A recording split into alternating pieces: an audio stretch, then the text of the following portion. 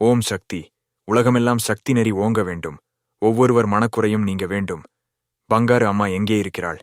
அம்மா அம்மா என்று வினாடிக்கு ஒரு முறை நினைத்து வழிபடுகிறோமே, அந்த அன்னை ஆதிபராசக்தி எங்கே இருக்கிறாள்? எந்தெந்த வடிவங்களில் இருக்கிறாள்? அந்த சக்தி தெய்வத்தின் நிதர்சனமான திவ்ய தரிசனம் எல்லோருக்கும் கிடைக்குமா? அந்த தரிசனம் எப்போது கிடைக்கும் என்று மனித மனம் சிந்தனை வலையை பின்னிய நேரத்தில் இயல்பாக கிடைத்தது. மச்ச புராணத்தில் 108 சக்தி தலங்களில் 108 விதமான பெயர்களோடு விதமான வெவ்வேறு வடிவங்களில் துடிப்போடு ஆதிபராசக்தி துலங்கி அருள் பாலிக்கிறாள் என்று நூல்களில் படித்து அறிகிறோம். அதில் 72வது தலமான சித்தவனம் என்பதுதான் மேல்மருவத்தூர் என்று ஆன்மீக அறிஞர்கள் கூறுகிறார்கள். அன்னை இல்லாத இடம் ஏது? அவள் தூணிலும் இருக்கிறாள், துரும்பிலும் இருக்கிறாள் என்று படிக்காத பாமரன் பட்டென்று கூறிவிடுகிறான். எதையுமே ஆராய்ச்சி செய்து பார்க்கும் படித்த மேதாவிகள் தான் புராணங்களிலும் தத்துவங்களிலும் அன்னையை தேடுகிறார்கள். எது எப்படி இருப்பினும் பராசக்தியை தேடுகின்ற பக்தனின் முயற்சிகள் எல்லாமே பராசக்தியால் அங்கீகரிக்கப்பட்டவைதான். சரி அம்மா, எங்கே இருக்கிறாள்? மதுரையில் மீனாட்சி, காஞ்சியில் காமாட்சி, காசியில் விசாலாட்சி அன்னபூரணி, நெல்லையில் காந்திமதி, மீனாட்சிபுரத்தில் ஸ்ரீசியாளாதேவி, நெல்லை கன்னியாகுமரியில் கன்னியாகுமரி அம்மன், முப்பந்தலில் இசக்கி அம்மன், மண்டைக்காட்டில் பகவதி, வண்ணாரப்பேட்டையில் பேராட்சி அம்மன், நெல்லை தெய்வ செயல்புரத்தில் தூத்துக்குடி ஸ்ரீராஜராஜேஸ்வரி, நயினார் கோவிலில் ஸ்ரீ செலந்திர நாயகி, ஆரல்வாய்மொழியில் இசக்கி அம்மன், நயினார் குளத்தில் நெல்லை பிட்டப்பரத்தி அம்மன், காயாமொழியில் முப்புராதி அம்மன், நங்கைநல்லூரில் ஸ்ரீ ராஜராஜேவரி, திரு ஈங்கோய்மலையில் ஸ்ரீ லலிதாம்பிகை, ஏரலில் குரங்கணி அம்மன், படைவீட்டில் ரேணுகாம்பாள், தென்காசியில் உலகம்மை, ஸ்ரீவில்லிபுத்தூரில் ஆண்டாள், சிவகாசியில் பத்ரகாளி அம்மன், கோவில்பட்டியில் செண்பகவல்லி அம்மன், சாத்தூரில் இருக்கன்குடி மாரியம்மன், விருதுநகரில் முத்துமாரி அம்மன், வெயிலுகந்த அம்மன், அருப்புக்கோட்டையில் முத்துமாரி அம்மன், இராமநாதபுரத்தில் பர்வதவர்த்தனி அம்மன், பரமக்குடியில் முத்தால் அம்மன், காரைக்குடியில் கொப்புடைய அம்மன், மடப்புறத்தில் காளி, சங்கரன் கோவிலில் கோமதி அம்மன், தாயமங்கலத்தில் முத்துமாரி அம்மன், வீரபாண்டியில் கெளமாரி அம்மன், நந்தத்தில் மாரியம்மன், சோழவந்தானில் ஸ்ரீ ஜனக மாரியம்மன், திண்டுக்கல்லில் கோட்டை மாரியம்மன், சேலத்தில் அன்னதான மாரியம்மன், பெங்களூரில் அன்னம்மா, சாக்கோட்டையில் அம்பாள், திருவாடானையில் ஸ்ரீ ஸ்நேகவல்லி அம்மன், புத்தூரில் ஸ்ரீ திரளபதி அம்மன், சிக்கலில் ஸ்ரீ தேவசேனை, சிதம்பரத்தில் சிவகாம சுந்தரி, திருக்கடவூரில் அபிராமி, திருச்சானூரில் பத்மாவதி தாயார், அலர்மேலுமங்காபுரத்தில் அலமேலுமங்கா, திருப்பூரில் பட்டத்தளர்ச்சி அம்மன், ஓடைக்காடு பத்ரகாளி அம்மன், பல்லடத்தில் பொங்காளி அம்மன், அவினாசியில் கருவலூர் மாரியம்மன், சத்தியமங்கலத்தில் பண்ணாரி அம்மன், பொள்ளாச்சியில் சூளக்கல் மாரியம்மன், ஈரோட்டில் சின்ன மாரியம்மன், பெரிய மாரியம்மன்,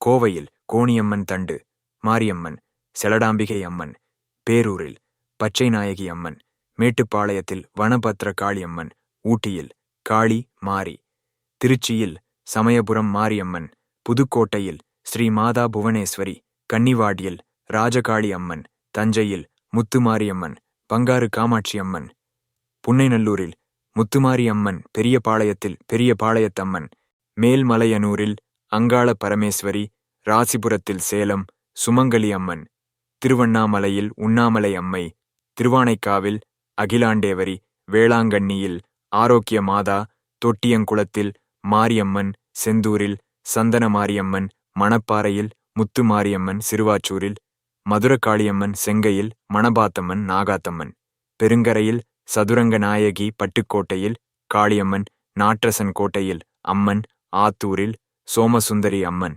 வேலூர் வைத்தீஸ்வரன் கோவில், தையல் நாயகி அம்மன், நாகப்பட்டினத்தில் ஸ்ரீ நீலாயதாட்சி அம்மன், திருக்குற்றாலத்தில் ஸ்ரீ குழல்வாய் மொழி அம்மன், திருச்சி குளித்தலைமேட்டு மகாதானபுரத்தில் அம்மன், திருவிடை மருதூரில் ஸ்ரீ மூகாம்பிகை, கங்கை கொண்டானில் ஸ்ரீ ஆனந்தவல்லி அம்மன், உறையூரில் வெக்காளி அம்மன், மாயவரத்தில் ஸ்ரீ அபயாம்பிகை அம்மன், பாபநாசத்தில் நெல்லை உலகாம்பிகை, திருவொற்றியூரில் ஸ்ரீ வடிவுடையம்மன், கும்பகோணத்தில் ஸ்ரீ மங்களாம்பிகை, திருக்கருகாவூரில் தஞ்சை ஸ்ரீ கர்ப்பரட்சகாம்பிகை, கருகாத்த அம்மன், திருவையாறு தலத்தில் ஸ்ரீ அறம் வளர்த்த நாயகி, மயிலாடுதுறையில் ஸ்ரீ அஷ்டாத சபுஜ மகாலட்சுமி துர்காதேவி, சென்னையில் மயிலை கற்பகாம்பாள், கோலவிழி பத்ரகாளி அம்மன், முண்டக கன்னியம்மன் முப்பத்தம்மன், ரேணுகா பரமேஸ்வரி அம்மன், திருவேற்காட்டில் கருமாரி அம்மன், மாங்காட்டில் காமாட்சி அம்மன், மைசூரில் சாமுண்டீஸ்வரி,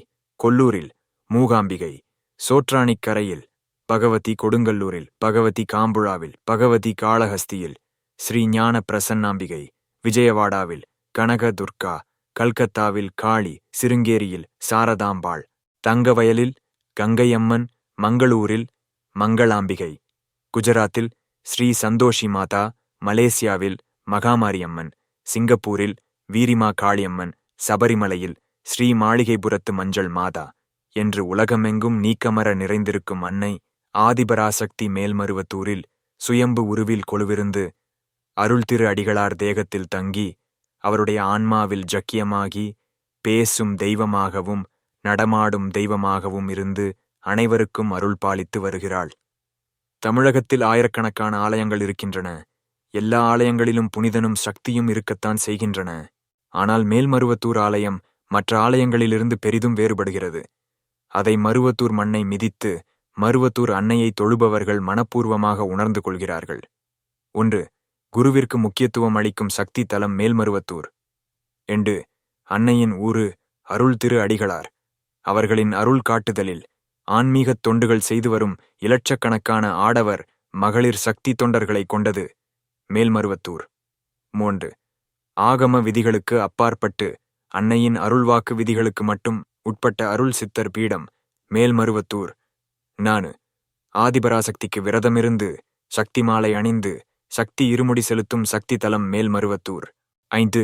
அன்னையின் அருள்வாக்குப்படி எல்லா காரியங்களும் நடைபெறுவதால் தெய்வீக நிர்வாகம் நடக்கும் சக்தி தலம் மேல்மருவத்தூர். 6. சமுதாயத் தொண்டுகளுக்கும் கல்வி மருத்துவ பண்பாடு அறத்தொண்டுகளுக்கும் தமிழகத்தில் முதன்மையான ஆலயம் மேல்மருவத்தூர். 7. ஜாதி மத இன வேறுபாடில்லாமல் ஏழை பணக்காரன் என்ற ஏற்றத்தாழ்வு இல்லாமல் ஒரே தாய் ஒரே குலம் என்ற ஒரே சிந்தனையுடன் செந்நிற ஆடை அணிந்து எல்லோரும் ஆன்மீகப் பணிகளை சமமாக செய்ய வாய்ப்புகள் தரும் சக்திதலம் மேல்மருவத்தூர். 8. சமுதாயத்திலும் ஆன்மீகத்திலும் பெண்களுக்கு அதிக முக்கியத்துவம் கொடுக்க வேண்டும் என்று வாயளவில் பேசாமல் செயலளவில் பெண்களுக்கு எல்லாவற்றிலும் வழிபாட்டு பூசைகளில் கேள்வி பூசைகளில் அமைப்பு நிர்வாகத்தில் அதிக முக்கியத்துவம் கொடுத்து வரும் சக்தி தலம் மேல்மருவத்தூர். 9. வித்தியாசமான எளிய பூஜை திருஷ்டி முறைகளும் வேள்வி முறைகளும் கொண்டு சப்தகன்னிமார்களுக்கு சந்நிதியும் ஏவல் பில்லி சூன்யம் செய்வினை முதலியவற்றை மாய்க்கும் அதர்வண பத்ரகாளி சந்நிதியும் அமைந்த சக்தி தலம் மேல்மருவத்தூர். 10. 700 மேற்பட்ட ஓம் சக்தி மன்றங்களின் வாயிலாக வழிபாடும் சமுதாயத் தொண்டும் செய்து அதை நிர்வகித்து வரும் தலைமை சித்தர்பீடம் மேல்மருவத்தூர். 11. உலகமெல்லாம் சக்தி நெறி ஓங்க வேண்டும், ஒவ்வொருவர் மனக்குறையும் நீங்க வேண்டும் என்ற உயர்ந்த இலட்சியத்திற்கு தனது வியர்வைத் துளிகளால் அபிடேகம் செய்து வரும் அருள்திரு அடிகளார் அவர்களால் அகிலம் முழுமைக்கும் ஆன்மீக மறுமலர்ச்சி ஏற்பட்டு வரும் அற்புத சக்தி தலம் மேல்மருவத்தூர். இத்தனை சிறப்பு அம்சங்கள் மேல்மருவத்தூரில் இருப்பதால்தான் தொண்டு என்பது இங்கே தவிர்க்க முடியாததாகிவிடுகிறது. சரி, மருவத்தூரில் அம்மா எங்கே இருக்கிறாள்? மேல்மருவத்தூரில் அம்மா ஒவ்வொரு மண் துகளிலும் இருக்கிறாள். மருவத்தூரில் வீசுகின்ற காற்றில் அம்மா கலந்திருக்கிறாள். மருவத்தூர் மண்ணிற்கு மூலாதார சக்தியாக இருக்கும் அருள் திரு அடிகளார் அவர்களின் தேகத்தில் அம்மா இருக்கிறாள். அடிகளாரின் ஆன்மாவில் அம்மா இருக்கிறாள். அடிகளாரின் குரலில் அம்மா இருக்கிறாள். அடிகளாரின் பார்வையில் அம்மா இருக்கிறாள். அடிகளாரின் செய்கையில் ஒவ்வொன்றிலும் அம்மா இருக்கிறாள். மொத்தத்தில் அடிகளாரே அம்மாவாக இருக்கிறார். அம்மாவே அடிகளாராக இருக்கிறாள். அந்த அடிகளாருக்குள் வாழும் அம்மா வின் தரிசனம் நமக்கு எப்போது கிடைக்கும்? அடிகளார் பார்வை படுமாறு நின்று கொள்ளுங்கள் என்று அம்மா அருள்வாக்கில் சொன்னதை நம்பி, அம்மா ஆலயத்தைச் சுற்றி வரும்போது நாமெல்லாம் முண்டியடித்துக் கொண்டு நின்றால் எல்லோருக்குமா அம்மா பார்வை கிடைத்து விடுகிறது? ஒரு சிலருக்கு மட்டுமே அந்த வாய்ப்பு கிடைக்கிறது. ஏன் அப்படி? அன்னை ஆதிபராசக்தி கூட பாரபட்சம் காட்டுகிறாளோ? சத்தியமாக இல்லை. அம்மாவையும் குருவையும் மனதில் பூஜித்தபடி இடைவிடாமல் தொண்டுகள் செய்யும் பக்தர்களுக்கே அம்மா முதலிடம் கொடுக்கிறாள். அன்னை ஆதிபராசக்தியின் தொண்டுகள் ஆற்றி வரும் தொண்டர்கள் ஒவ்வொரு வினாடியும் அம்மாவை ஒரு வகையில் தரிசித்து தான் வருகிறார்கள். அது எப்படி? 1. கருவறையில் மட்டும் அம்மா இல்லை. கழிவறையை சுத்தம் செய்யும்போது கூட தொண்டன் அருகே அம்மா அங்கே இருக்கிறாள். 2. குரு தரிசனம் செய்ய வேண்டும் என்ற ஆர்வத்தில் செய்து கொண்டிருந்த பணியை பாதியில் விட்டுவிட்டு ஓடினாள். குரு காணிக்கை கொடுத்தாலும் கிடைக்காது அம்மா தரிசனம். அம்மாவின் அங்கப்பிரதட்சணத்தை பார்க்க வேண்டும் என்று செய்து கொண்டிருந்த பணிகளை அப்படியே போடுவிட்டு ஓடியவர்கள் அம்மாவின் அங்கப்பிரதட்சணத்தை பார்க்க முடியவில்லை. ஆனால் பணி நடக்கின்ற இடத்தில் அம்மா கண்டிப்பாக இருப்பாள் என்று நம்பி பணி செய்தவர்களுக்கு கனவில் அங்கப்பிரதட்சணத்தை அன்னை காட்டியது உண்டு. தொண்டர்களின் ஒரு சிலர் 24 மணி நேரமும் அன்னையை நினைத்தபடி மனசாட்சிக்கு விரோதமில்லாமல் தங்கள் குடும்ப கடமைகளை செய்து வருவார்கள். இவர்கள் கூட உண்மையான சக்தி தொண்டர்கள்தான். இவர்கள் தாங்கள் செய்கின்ற கடமையில் அம்மாவை தரிசிப்பவர்கள். 5. சொந்த ஊரில் இருக்கும்போது நம் எல்லோருக்குமே அன்னையின் பணிகள் செய்ய 1000 வாய்ப்புகள் இருக்கின்றன. மன்றக் கூட்டு வழிபாட்டில் கலந்து கொள்வது, மன்றத்தின் வாயிலாக சமுதாய பணிகள் செய்து அன்னை ஆதிபராசக்தியின் புகழினை பரப்புவது, வாய்ப்பு கிடைக்கும் போதெல்லாம் அன்னதானம், ஆடைதானம் செய்து ஏழை எளியவர்களின் மனம் குளிர வைப்பது, ஏழை எளியவர்களுக்கு சக்தி மாலை அணிவித்து மருவத்தூர் அழைத்து வருவது, மாவட்ட பிரச்சார குழு செய்கின்ற பெரிய சமுதாய பணிகளில் கலந்து கொண்டு தன்னால் முடிந்த பணிகளை செய்வது. இந்த அரிய வாய்ப்புகளையெல்லாம் விட்டுவிட்டு மருவத்தூர் வரும்போது மட்டும் ஆலயத்தைச் சுற்றி கிடக்கும் 4-5 குப்பைகளை பொறுக்கிவிட்டால் அம்மாவை பார்த்துவிடலாம் என்று நினைத்தால், அம்மா தரிசனம் எப்படி கிடைக்கும்? எந்தவித பணியும் செய்யாமல் மாதத்திற்கு ஒரு முறை மருவத்தூர் வந்து அம்மாவை தரிசிப்பவர்கள் இருக்கிறார்கள். வருடம் முழுவதும் அம்மா பணிகளை தங்கள் சொந்த ஊரில் உடல் நோகச் செய்துவிட்டு வருடத்திற்கு ஒரு முறை மட்டும் இருமுடி ஏந்தி வந்து அச்சரப்பாக்கம் எல்லையை தொடுகின்ற பாமர ஜனங்களும் இருக்கிறார்கள். அந்த அப்பாவி ஜனங்களுக்கு தரிசனம் கிடைக்காமல் போய்விடக்கூடாது என்பதற்காகத்தான் அம்மா இருமுடி செலுத்தியவர்கள் எல்லோரையும் அடிகளார் அலுவலகத்திற்கு வரச் செய்து அருள் தரிசனம் கொடுக்கிறாள். உண்மையாகவே பணி செய்து நொந்து போய் வந்தவர்களுக்கு மட்டும் அந்த அருள் பார்வை நல்ல டேனிக் மாதிரி. மேல்மருவத்தூர் அன்னை ஆதிபராசக்தி தொண்டிற்கு அதிக முக்கியத்துவம் கொடுக்கிறாள். அருள்திரு அடிகளார் அவர்கள் எவ்வளவு பெரிய ஜனக்கூட்டத்திலும் எதுவும் பேசுவதில்லை. இலட்சக்கணக்கான சக்தி தொண்டர்களை வழிநடத்தும் நமது ஆன்மீக குருவால் தனது கொள்கைகளை, இலட்சியங்களை உலக மக்களுக்கு பேசாமல் எப்படி தெரிவிக்க முடிகிறது? சக்தி தொண்டர்கள் செய்யும் தொண்டுகள் மூலம்தான் செவ்வாடை தொண்டர்களின் நோக்கங்கள் அன்னையால் மக்களுக்கு தெரிவிக்கப்படுகின்றன. எனவே நாம் செய்கின்ற தொண்டுகளில்தான் அன்னை இருக்கிறாள் என்ற உறுதியான முடிவுக்கு வருவோம். நாம் செய்கின்ற ஆலயத் தொண்டுகள் அன்னையைச் சேரும்போது அம்மா தரிசனம் நமக்கு கிடைக்கின்றது.